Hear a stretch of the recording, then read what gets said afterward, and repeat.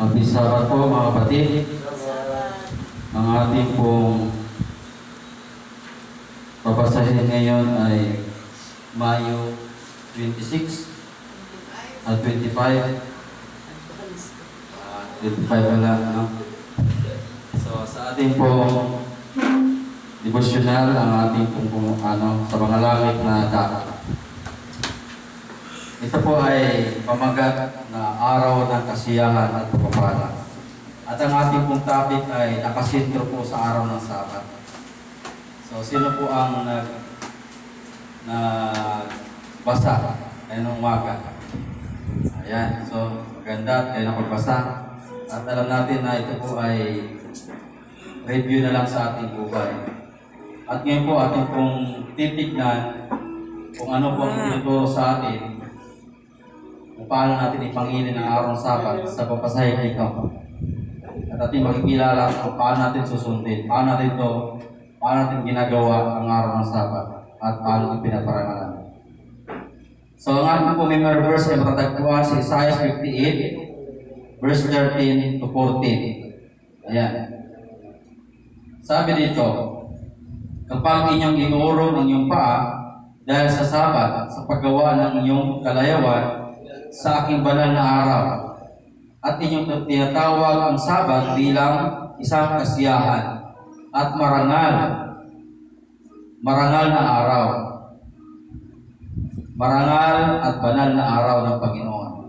At ito ay iyong parangalan, pinarangalan na hindi ka lalakad sa iyong sariling lakad, ni hahanap ng iyong sariling kalayawan, ni magsasalita ng iyong sariling salita.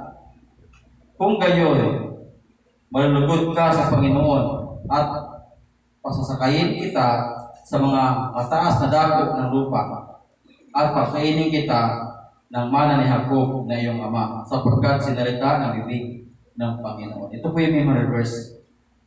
So, binabanggit dito mga kapatid yung paano ipapangilin ang Sabat. Paano ito iingatan bilang banal. Kasi ang Sabat po mga kapatid, nandito po yun sa ika-4 na utos, alalahanin mo araw ng Sabat. Ang araw ng Sabat, kulit po ito sa Panginoon. Kasi sa unang utos, nagsasabi doon, huwag ka magkaroon ng ibang Diyos sa harap ko. Na ang gusto ng Panginoon, sa verse 2 pa lang, binabanggit ng Panginoon na, ako ang Panginoon mong Diyos na naglabas tayo sa lupain ng Ehipto, sa bahay ng pagkaalipin. So, una muna yung pagpalaya ng Panginoon, bago ang kanyang kautusan. So, pinalaya sila at binigyan ng kautusan. Alam nga kapatid, sa verse 2, nakikita ko doon na ipinapakilala ng Panginoon ang kanyang sarili bilang Diyos. Sabi niya, ako ang Panginoon. Kung siya ang Panginoon, huwag ka magkaroon ng ibang Diyos sa harap niya. Ang ibig sabihin, gusto ng Panginoon, ilalaman ng Diyos na siya lang ang iyong susundin. Siya lang yung paglilingkuran. Siya lang yung sasambahin. Wala nang iba. Wala tayong ibang kilaling Diyos kundi ang Diyos lang. So, magitan ng iyong kalayakan sa pagpili. Kaya ang utos ng Panginoon, kung mayroon siyang utos, susundin siya sa magitan ng pagpili o pagmamahal. Kaya, ang ika-4 na utos, nandun sa Exodo 20 verse 4. Alalahanin mong araw ng Sabat upang ingatan itong banal. So, ibig sabihin, mayroong gagawin pag-iingat kasi banal ang araw ng Sabat. Ayan, kanino ang Sabat? Sa Panginoon kong Diyos, sabi doon. Kaya, sabi dito, paano ingatan ang araw ng Sabat? Ano yung mga gawa na hindi pwede gawin sa araw ng Sabat? Sabi dito, hindi ka lalakad sa sariling lakad, ni hahanap ng sariling kalayawan, ni magsalita ng iyong sariling salita. So ito pala yung pag-iingat sa Sabat. Maparangalan mong araw ng Panginoon at nasisiyahan ka sa paglilingkod sa Panginoon. Hindi ka lalakad sa sariling lakad, ni maghanap ng sariling kalayawan, ni magsalita ng mga salitang sariling salita. Kung gagawin mo raw ito, kapatid, sabi nito ng banal na kasulatan, kung gayoy, malulugod ka nga sa Panginoon. Kung gano'n ang lifestyle mo, gano'n ang ginagawa mo na iniingatan mo, hindi ka naglalakad sa lakad, nagsalita o umanap ng kalayawan, nalugod ka nga sa Panginoon. At ang pangako ng Panginoon, pasasakayin kita sa mataas na dako ng lupa at pakainin kita ng mana ni Jacob na iyong ama, sapagkat sinalita ng bibig ng Panginoon. Ito yung promise sa Sabat. So nandun makikita natin yung pag-iingat. Hindi tayo lalakad sa sariling lakad. Magsasalita ng sariling salita o hahanap ng sariling kalayawan. So ating umpisa, kapatid, sabi dito, ang Sabat ay isang oras ng Diyos, hindi sa atin. Kaya talagang hindi ito sa atin. Ito ay oras para sa Panginoon. Kapag tayo ay sumuhay dito, ating ninanakawan ng Diyos. Isipin mo, mga kapatid, sa sulat ng ating kapag daw po sinuway natin ang araw ng Sabat, ituturing tayong magnanakaw. Sabi nito, ibinigay sa atin ng Diyos ang buong 6 na araw para gawin ang ating gawain. At naglaan lamang ng isa para sa kanyang sarili. So ano yung araw na inilaan? Araw ng Sabat. Kaya sabi nito, ito ay dapat na isang araw ng pagpapala sa atin. So ngayon magtanong ako, pagpapala ba sa inyo ang araw ng Sabat? Kapatid, isa ba kasiyahan ang araw ng Sabat? So yun po naman ang ating mithiin. Sabi nito, isang araw kung kailan dapat nating isang tabi ang lahat ng ating mga sekular na bagay. At anong gagawin natin? At isentro ang ating mga iniisip sa Diyos na nasa langit. Sa isang araw daw, isentro natin ang ating iniisip sa langit. Lahat ng mga bagay na hindi pwedeng gawin sa araw ng Sabat, tanggihan daw natin, sabi dito. At ang ating isip ay isentro sa Diyos na nasa langit. Sabi dito, ngunit habang sinasamba natin ang Diyos, hindi natin ito dapat na ituring na nakapapagod. Napapagod na ba kayong magsamba sa Panginoon, kapatid? Huwag daw ituring.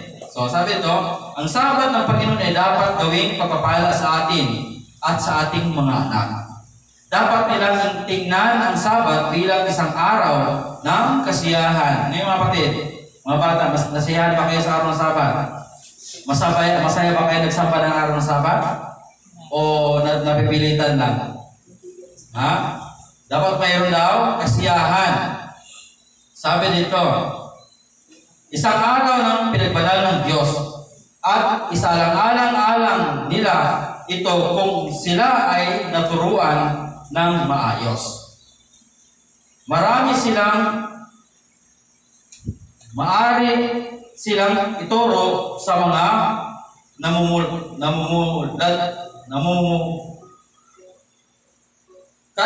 na mga bulaklak at mga namumuladkad na usbong, ang matatayog na punong kahoy at ang mga magagandang umbok ng damo ay nagtuturo na ginawa ng Diyos ang lahat ng ito sa 6 na araw at nagpahinga sa 7 araw at pinagpaging banal. Kaya maaaring buklodin ng mga magulang ang mga leksyon itinuturo sa kanilang mga anak upang kapag tumingin ang mga batang ito sa mga bagay ng kalikasan ay maalala nila ang dakilang lumikha sa kanilang lahat. Ayan. Hindi natin dapat turuan ang ating mga anak na hindi sila dapat maging masaya sa Sabat. Na mali ang lumabas sa mga pintuan. Diba yung karamihan natin, sinasaway natin yung, uy, huwag kang lumabas para ng Sabat. Ano? O hindi, pinangunahan ni Kristo ang kanyang mga alagad sa tabi ng lawa sa araw ng Sabat at tinuruan niya sila. Ang kanyang mga sermon sa araw ng Sabat ay hindi palaging ipinangaral sa loob ng mga nakasarang pader. So, si Jesus Christ, isang halimbawa kapatid, sa kanyang pag-iling ng araw ng Sabat, lumalabas siya. Kaya, sanayin pala natin ating mga bata na gumawa, iba kasi yung iniisip natin na pag lumabas, may ginagawang hindi narapat. Pero ang binibigay sa ating example dito, yung ginawa ni Kristo sa araw ng Sabat. Siya ay lumabas sa sinagoga upang gampanan ang gawain na ibinigay sa kanya ng kanyang ama. Pero kung lalabas ka naman na hindi naman sa gawain ng Panginoon pang sariling lakad, sabi dito, mag-ingat tayo kapatid. Sabi dito, dapat ang mga bata ay maturuan sa paano ipanginin ang araw ng Sabat. Ating ito lang kapatid, marami ang nagsasabi ipinanginin nila ang araw ng Sabat. Kung totoo ito kapatid, kung ito ay maginhawang gawin, ngunit ang araw na ito ay hindi sa iyo. Kaya ang araw ng Sabat ay hindi sa iyo. Kaya dapat isipto daw ng ating pag-isip sa Panginoon. Ito ay araw ng Diyos at wala kang karapatan kung ito tulad ng pagnanakaw mo sa aking pitaka. Halimbawa yung mga bata kumukuha ng bagay sa wallet natin, mga kapatid, mga anak natin, at sinasaway natin. So, ganun daw ang Sabat. Kapag ginawa daw natin yung mga bagay na hindi ayon sa Sabat, katulad ng magnanakaw, parang kinukupitan ka. Mag-ingat tayo kapatid. Kung gagawa man tayo, dapat ayon sa kalooban ng Panginoon. So sabi nito, inilaan ito ng Diyos, pinabanal at pinagpala, at tungkulin mong ilaan ang panahong ito sa paglilingkod sa Kanya upang gawin itong marangal at tawagin itong kasiyahan. Kaya nga po ang pamagat ng ating morning watch ay araw ng kasiyahan at pagpapala. So kung tayo po ay nangingin na Sabat, tatlong bagay na ating iingatan. Una, huwag hahanap ng sariling lakad. Huwag hahanap ng sariling kalayawan. Huwag magsalita ng mga sariling salita. Ang ibig sabihin natin, iingatan ang araw ng Sabat kasi ito ay banal at pinagpala ng ating Panginoon. Maraming salamat po. Ito ang nawa ang aking dalangin sa pangalan ni Jesus. Amen.